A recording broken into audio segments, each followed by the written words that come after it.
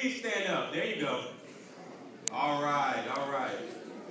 People still sitting down. I see him in the back. I see y'all. All right, all right. Repeat after me. I will succeed. I will succeed. I will survive. I will survive. And I won't be a statistic. I won't be a statistic. All right, y'all can sit down. Everybody got that? All right, for those of you who don't know, my name is Hyland. Sophomore at the education major. And education is the issue is our topic. But if I had to choose a subtopic for my presentation, it would be get off your butt and do your job. Think about that. Get off your butt and do your job. Not your butt. B-U-T. Oh, you like that? Okay, I got questions. Everybody asking questions. I got $20 in my pocket. Okay. $20.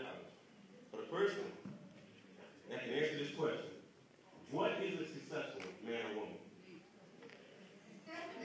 $20. Right here. It's right here. $20. Yeah. Raise your hand. All right, Jasmine, right there.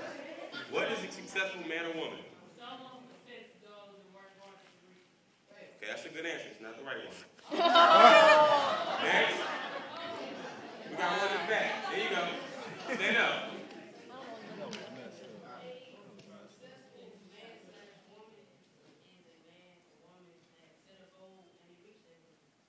Excellent answer. But It's not the right one. Stop.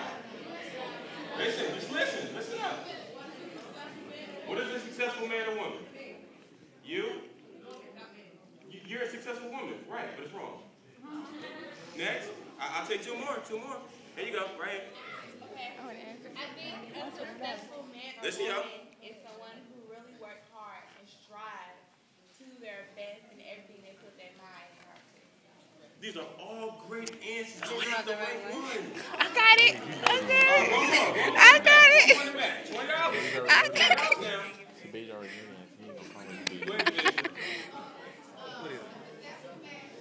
Listen up. Someone who gives back. Someone who gives back. Nope. I think that's right. No. Wrong. All of these are great answers. Listen, all of these are great answers. But the right answer is a successful man or woman is the man or woman that uses the knowledge and experiences that they've been blessed with to bless someone else.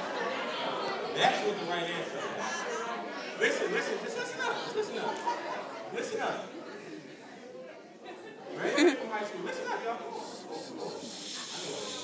Anyway, growing up, they always throw these colleges at us. Princeton, Harvard, Yale, the Ivy Leagues. They forget about the Voorheeses, the Claflins, the South Carolina State small schools. I had a mentor tell me, you know what? Those are comprised of some of the smartest and intelligent men and women in the world, but they're dumb. I'm thinking to myself, what? They're dumb. He said, because if you think about it, they take their knowledge, experience, and their wisdom and don't help other people. You have so many people at the top that's not willing to help those at the bottom. You can't go up without reaching back. You don't know where you're going if you don't know where you've been. You have to learn to let your light shine. Every time I think about that, I think of this poem, Our Deepest Fear. And it's different. I'm not going to read the whole thing because it's a lot. But there's different aspects of this poem that really speak to me. It is our light, not our darkness, that most frightens us. We're afraid to be great. We're afraid to be great. You have all of this talent, all of these, abilities, but you're afraid to utilize them. The second part says, your playing small does not serve the world. There is nothing enlightening about shrinking yourself so that others don't feel insecure around you. I've had people tell me all the time, you're using too many big words. Amen. You're speaking up too much. You're talking too intelligent. But if that's who you are, be who you are. Amen. If you sing to every class, sing to every class. If you can't sing louder. Be who you are. Don't compromise who you are to make other people feel good around you. That's right. The bottom part says it's not just in some of us. It's in all of us. And as we let our light shine, we unconsciously give others permission to shine as well. Someone could be in your position and say, hey, I want to do this. I'm amped up. I'm ready to go. But they're not as outgoing as you are. They don't speak as well as you do. They don't rap as well as you do. They don't dance as well as you do. But with you shining, you're saying, hey, you can do it too. Principles to remember. As a humanitarian, giving back. How many of you know what community service is? Everybody's hands should be raised. Principles to remember. Learn to give with no expectation of receiving. As a humanitarian, you're not always going to get back what you give out. But you have to learn to give out 100% without no expectation of receiving.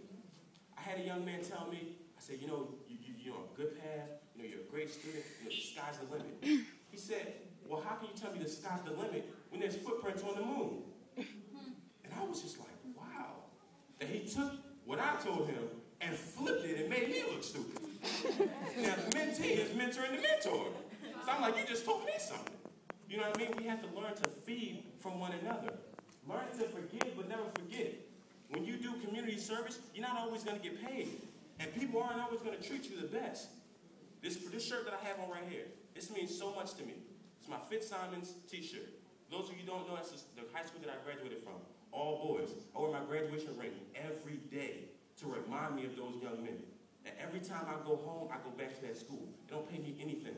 And I go talk to them about college, about school, about being successful in life. Because they don't have fathers in their lives, like myself. They don't have brothers. I had 5 brothers that stay on me. But they weren't even setting an example for me. My oldest brother, Kenneth, didn't want to do anything with his life. He wanted to play Dreamcast all day. Remember when Dreamcast was out?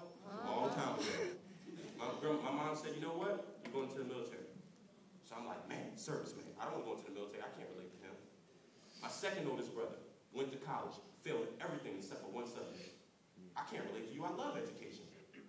Failed out. Had a child. On the verge of having a second child. My third oldest brother went to college. I'm like, all right, third time's the charm. Let's get it. Failed out, following his girlfriend to college. Now I'm stuck like, who do I follow? Who do I follow? My grandmother, who gave up her marriage of 15 years to take care of me and my 5 brothers. Her husband said, it's either me or those 5 kids.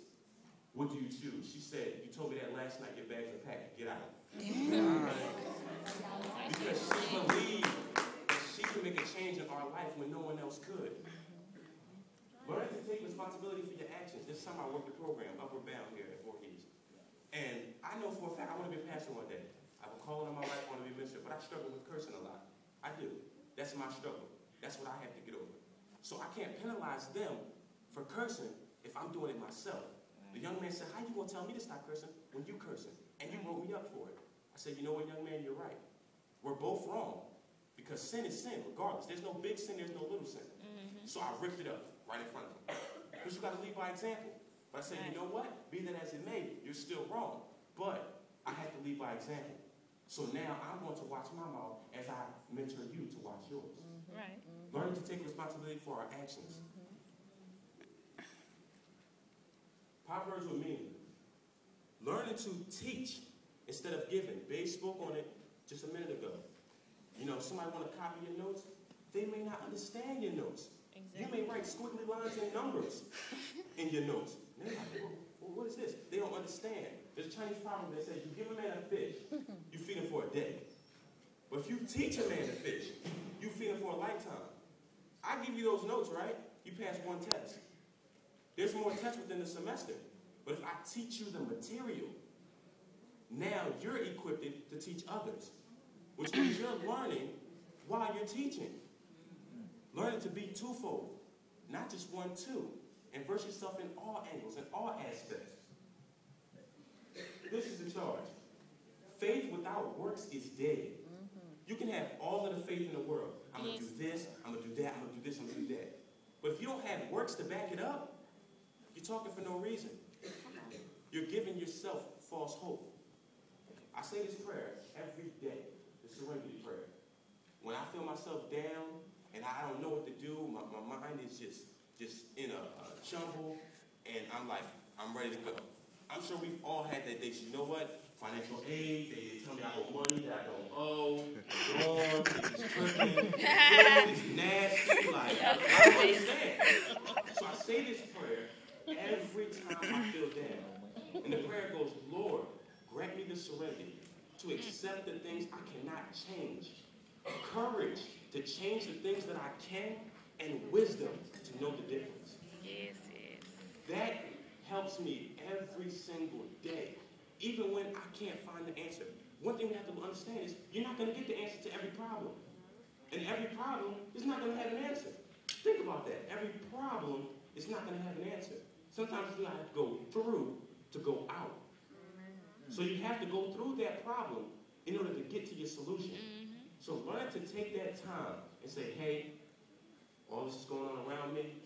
Whoever you pray to, Jesus, Buddha, Allah, whoever you pray to, no disrespect to any other religion.